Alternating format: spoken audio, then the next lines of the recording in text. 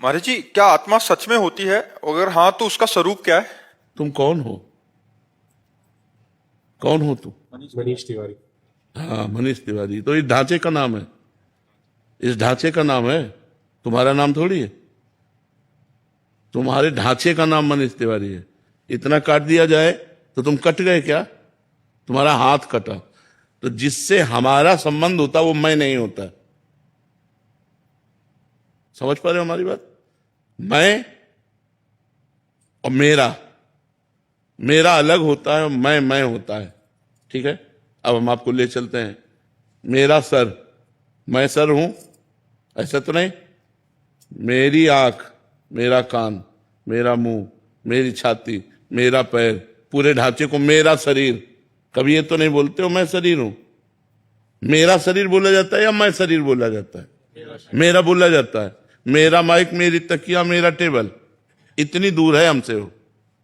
ऐसे ही दूर है हमसे जैसे ये अज्ञान के कारण हम समेटे बैठे हुए हैं और इसे मैं माने हुए हैं, लेकिन ये मैं नहीं है, ये मेरा है। ठीक है, अंदर चलो। ये बाहर का ढांचा हो गया। मन, आज मेरा मन लग नहीं रहा।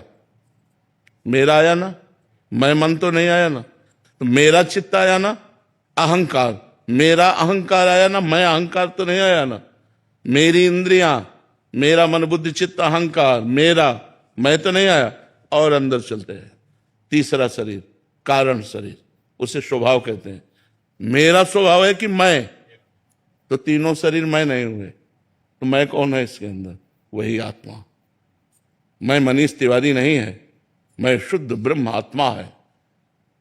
मनीष तिवारी इस ढांचे का नाम है। अब इतना ज्ञान हो गया तो मोक्ष को प्राप्त हो जाओगे ना। तो खिलवाड़ है इतना ज्ञान होना, अब साधना में लगना पड़ेगा। जब साधना में लगोगे और एक एक शरीर का त्याग होता चला जाएगा, तब अनुभव होगा। और जब मैं का अनुभव हो गया तो मुक्त हो गए। महाराज जी, अभी तो सुन लिया, अभी ज्ञान भी हो गया तो ये ज्ञान काम नहीं करता। अभी तो कहा नकली ज्ञान और असली ज्ञान में अंतर होता है। नकली ज्ञान होता है पढ़ सुनकर, और असली ज्ञान होता है भजन करके अनुभव करके। हलवा का पूरा, हाँ, वो आपने कंठस्थ कर लिया। इतने ग्राम आटा होना चाहिए, इतनी बार कराना चाहिए, वो ऐसा रंग हो जाना चाहिए, इतना घी, इतना चीनी, और सब पानी, और सब पूरा, लेकिन खाया कभी नहीं। तो मतलब क्या रहा?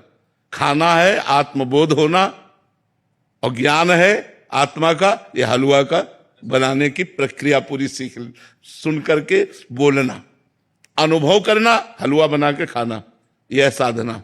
साधना करो, साधना से तब आत्मबोध होगा। किसी गुरु का आश्रय लेकर उसके अनुसार बताई हुई साधना में चले तो आत्मबोध। आत्मा तो तुम हो।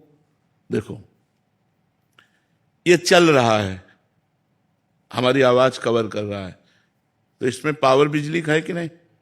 अगर करंट ना हो, दिखाई नहीं दे रहा, लग नहीं रहा, लेकिन करंट है इसमें। अगर पावर ना हो तो ये चलेगा नहीं। अगर वही पावर इसमें आवाज खींच रहा है, वही पावर हाइड्रोजन में लाइट दे रहा है, वही पावर एसी में ठंडा कर रहा है, वही पावर हीटर में गर्म कर रहा है। पावर है। जब पावर नहीं रहेगा तो इस शरीर को जला दिया जाएगा, गाड़ दिया जाएगा, फेंक दिया जाएगा। पावर है, उसी पावर का नाम शास्त्रीय शब्दों में आत्मा कहते हैं। समझ रहे हो? हाँ, तो है ना, है उसी पावर को, जिस पावर से आप हाथ जोड़ रहे हो, जिस पावर से आप बोल रहे हो, जिस पावर से आप सुन रहे हो, जिस पावर से आप देख रहे हो, उसी पावर का नाम आत्मा है। अब उस पावर का जिसको हम वर्णन कर रहे हैं वो मैं है, वो मैं ही हूं।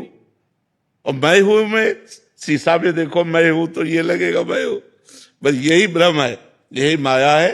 इससे हटो और फिर अंदर देखो, जो मैं है वही पावर है, वही ब्रह्म है, वही आत्मा है, वही परमात्मा है। वो है, उसके बिना सत्ता ही नहीं है। जब आदमी मर जाता है तो ढांचा तो यही रहता है ना, लेकिन जो गया वो पावर, बिजली ऑफ हो गई, पावर खत्म, बोले मर गया। पावर आ गया, अरे बोले जी गया। बिजली का पावर है। जैसे बिजली है तो प्राकृतिक पावर है, आत्मा है तो चिदानंद पावर है। उसी पावर से अनंत ब्रह्मांड, जड़ चैतन्य सब चल रहे हैं, पावर वही है।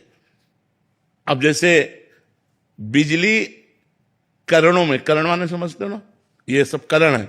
करणों के प्रभाव से अनेक दिखाई देती है, नहीं दिखाई देती।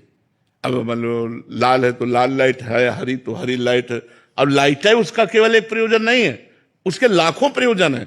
अगर लाख करण है तो बिजली लाख प्रकार से दिखाई देगी।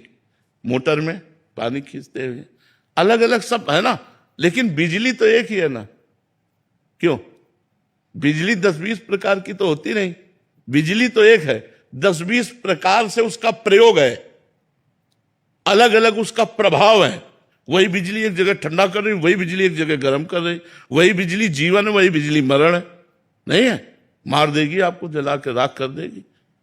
तो बिजली तो एक है, ऐसे ही परमात्मा एक है। कहीं जन्म लीला, कहीं पालन लीला और कहीं विनाश लीला उसी एक की हो रही है। जब ज्ञान हो जाता है तो जीव शांत और आनंदित हो जाता है।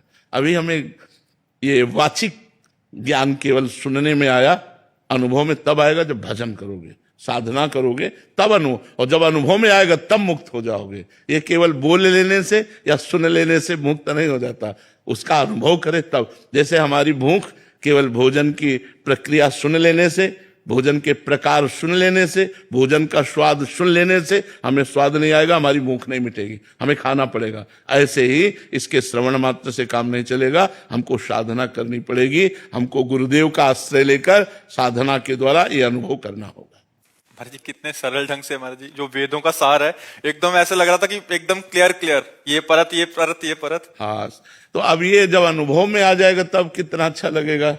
दुख सुख से परे, जन्म मृत्यु से परे, कोई चिंता नहीं, कोई शोक नहीं, एक परम आनंद, वही तो परमहंस स्थिति होती है। साधना की शुरुआत कहाँ से? गुरुदेव के चरणों से। गुरु का जैसे आप इस विषय को जाने तो शुरुआत संत समागम से हुई ना, संत समागम से। इसकी शुरुआत संत समागम से हुई और इसकी पूर्णता भी संत समागम से ही हो जाती है जब हम संतों का आश्रय ले लेते हैं। अब जैसे अगला प्रश्न हो तो इसकी प्रथम साधना क्या है, फिर इसकी द्वितीय साधना क्या है। अब मुझे इतना ऐसा अनुभव हो रहा है, अब इसके आगे क्या है। इसलिए पूरे जीवन को समर्पित करके गुरुदेव के आधार पर चला जाता है तो धीरे धीरे क्रम बाय क्रम स्थिति आने लगती है।